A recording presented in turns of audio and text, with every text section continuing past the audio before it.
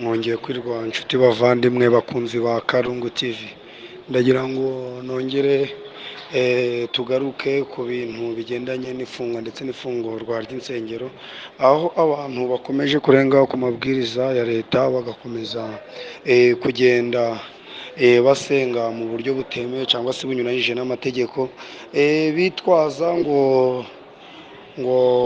bari gukorera Imana cyangwa se ngo bari kubuzwa gusenga, ariko ntabwo mu by'ukuri ariko biri, kuko iyo abantu bahaye gahunda baba bagomba kuyikurikiza.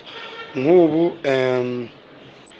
ejo hari umupasitori nabonye bafashe mu burasirazuba wari wajyanye abizera mu gusenga mu rusengero rufunze, urumva ntawe biba ari byiza.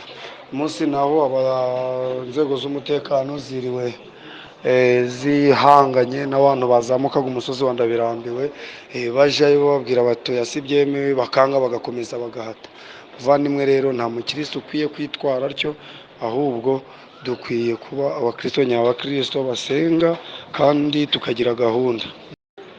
Ubundi igituma abantu bakomeza kubyihambiramo ntabwo ari ugukunda Imana ndetse si no gukunda Kristo, ahubwo impamvu ni ugukunda inyungu z'isi ndetse n'amafaranga.